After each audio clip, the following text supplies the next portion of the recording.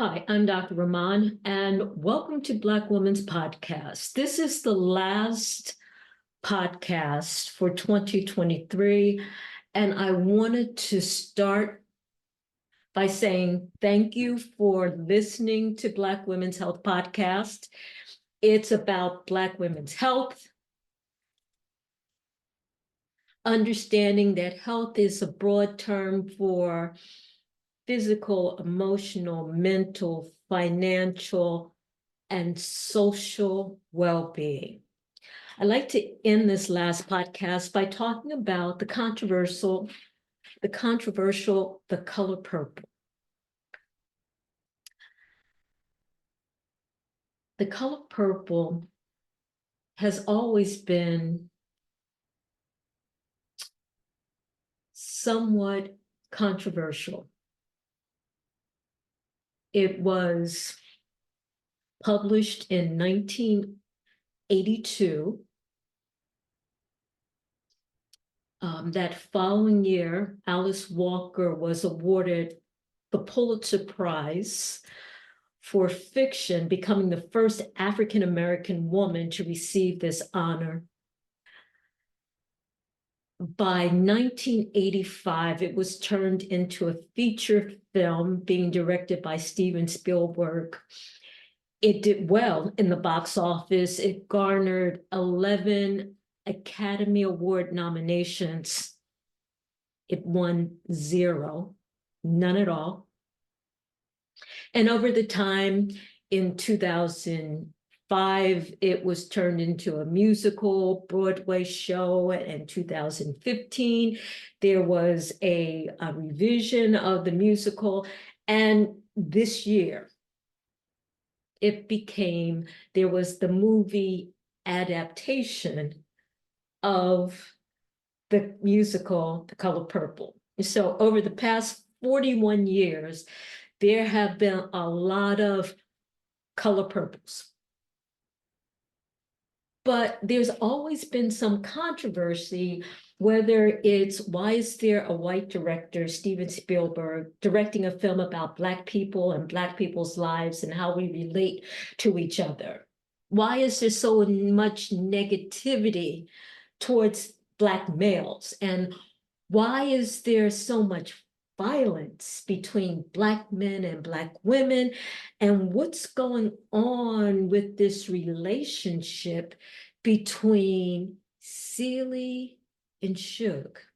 So there's always been controversy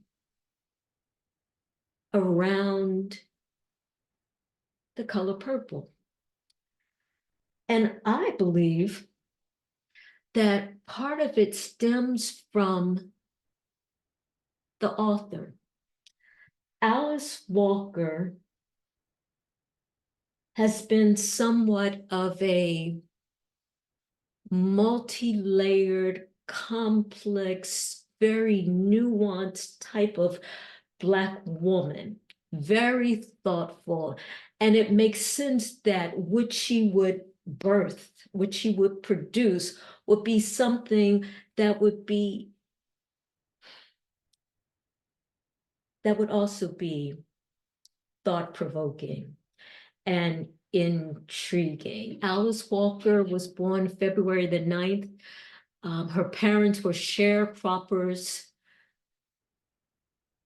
and she was the youngest of 8 children. It said that she discovered her love for writing and her ability as a youth. She graduated as valedictorian of her class, received a scholarship to Spelman College, attended Spelman for 2 years before transferring to Sarah Lawrence in New York. And it's during her senior year in college that her first literary work, a book of poetry, was published. Impressive. But it's also said that she had the opportunity to meet Dr. Martin Luther King. And at some point, she was compelled to return to the South, to return to the South, to become involved in Black voter registration. And it was there that she met a white Jewish law student that she later married and had a child with. And so we start to understand on very real terms that for Alice, love didn't have to look a particular type of way in order to be received.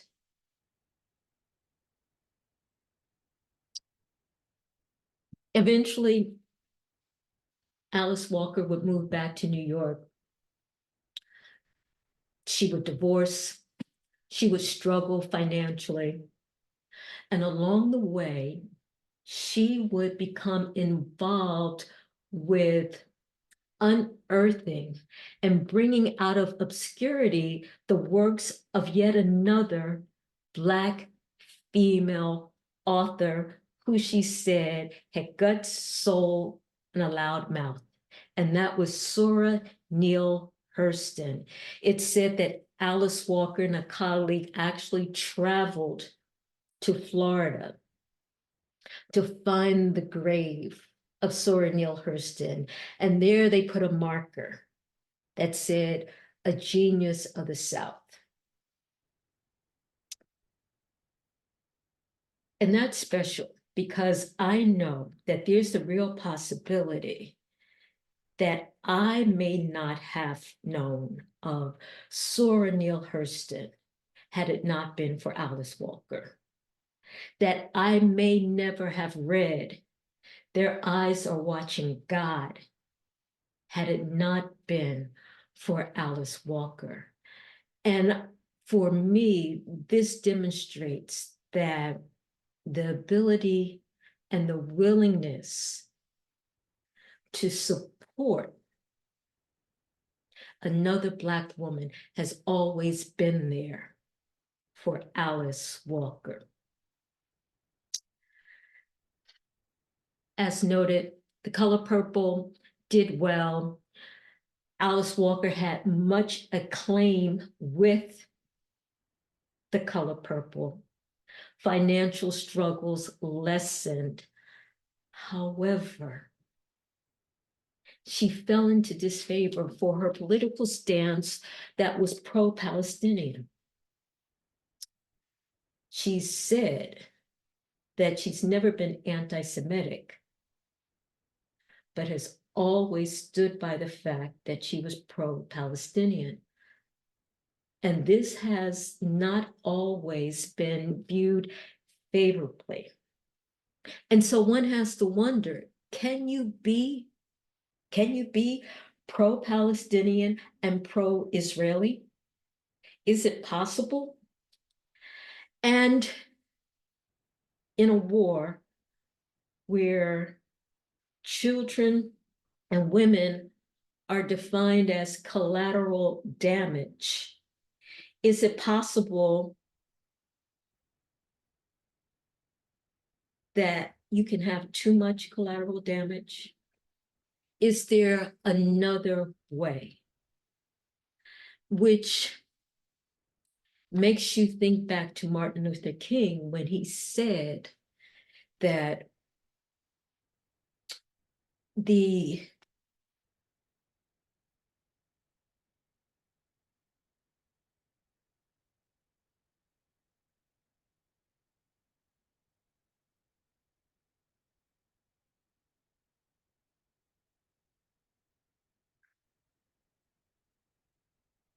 it makes you think. It makes you think, it makes you wonder. When Martin Luther King said, the ultimate tragedy is not the oppression or the cruelty by the bad people, but the silence over that by the good people.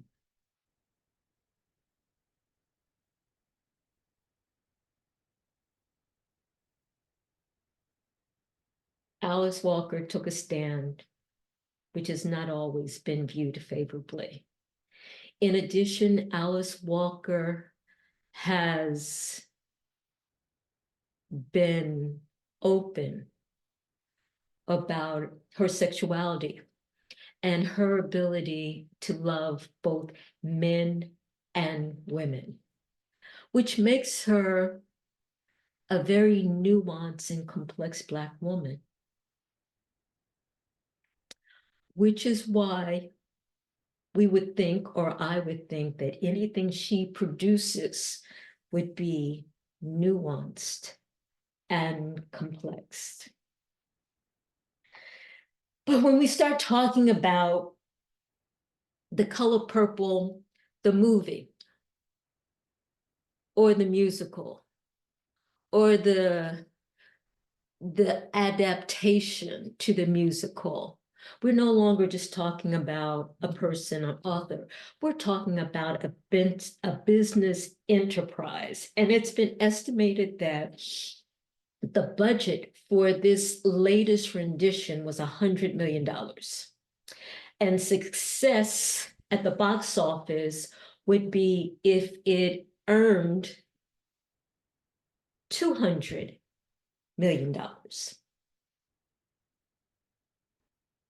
And that's where we come into play. The question is, do we support The Color Purple? Again, do we give our money at the box office? And that's an individual decision. For me, the answer was yes. I don't know the last time I saw so many Black people on screen. I don't ever remember seeing Fantasia as a protagonist. I don't know if I ever will again. I want to support Black businesses, not because it's necessarily perfect, but because it's a start. We're on a path to bigger and better. And so if my $11 helps the cause, I'm in. And I've heard the complaints. And some of them I actually agree with, such as, whew, how many more renditions or versions of The Color Purple do we need? Now, that's an interesting question because, there have been lots of renditions of Hamlet and Macbeth, and even August Wilson's Fences. And if each rendition gives us yet a different interpretation or different nuance in the play, is that necessarily a bad thing? And so there have been a lot of Color Purples, but was there something different about each and every one? And that's something we have to look at and think about. Too much negativity, too much depression, too much negative portrayal of Black men and Black male-female relationships. And that's present in this movie, but it doesn't end there. There is, for a lack of a better term, redemption. And so while it's not something we like seeing, we like seeing the triumph. Others have said we need to talk about more than slavery in The Color Purple. And I agree with that too, but until we have more, until we have better, I want to be part of the solution that helps us to get to that point. And others have said, I just don't like musicals. And I actually felt that way too. Didn't think I would enjoy seeing the movie adaptation of the musical, The Color Purple, but I have to say,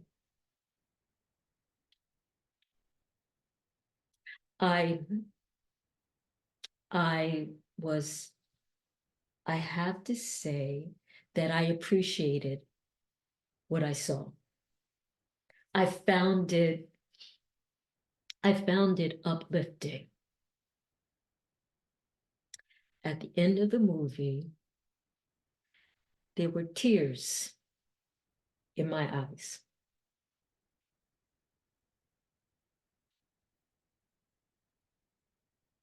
Because it gave me such an appreciation for Alice Walker.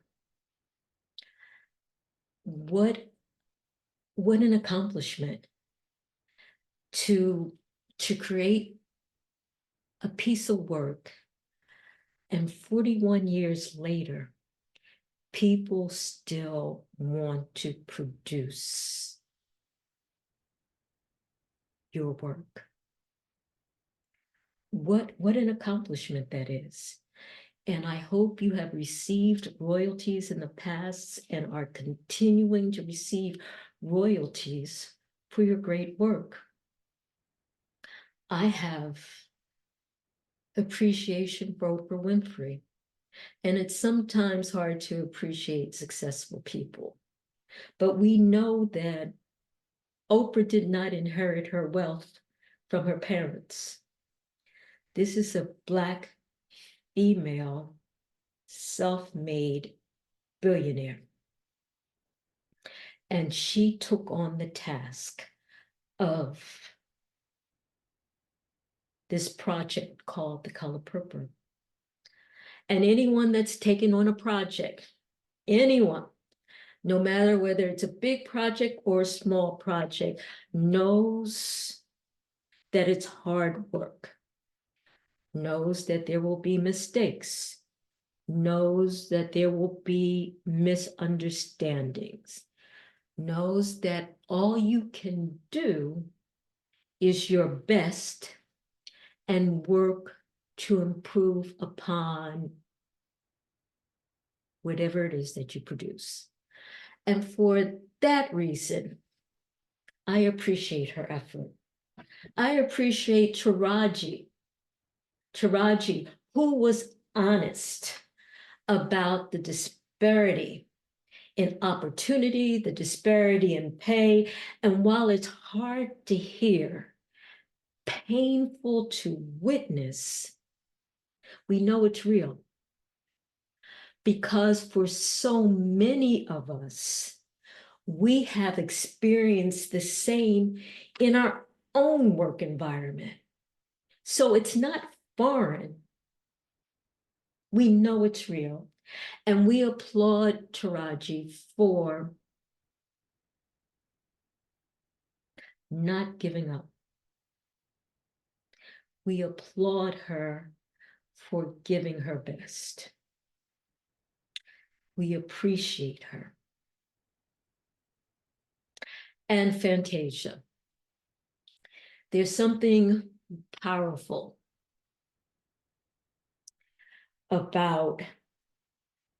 there's something majestic, and that's the word. There's something majestic about seeing someone come into their own, their A game. They recognize their majesty. They accept their color purple. And that's what I saw with Fantasia's performance.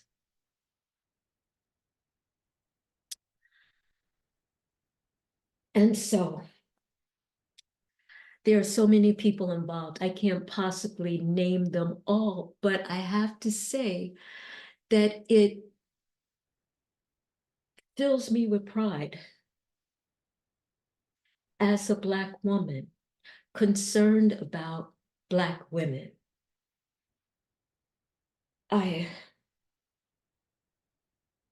When I watched the movie, I can say that I saw women encouraging each other. When I saw the movie, I saw Black women coming together. When I saw the movie, I saw enterprise. I saw women coming home. I saw healing. And I saw us embracing our majesty, accepting our color purple. And for me, that was beautiful. That was worth witnessing, knowing that there's more to come. And so on this last podcast of 2023, I want to say that I thank you. I thank you for hanging in there with me. And you have my commitment to work to be better, to be more relevant, to be committed to giving you the truth and the facts as best as I can. And if by chance you totally disagree with everything I say, I'm okay with that. I'm really okay with that, you know. We can have a difference of opinion.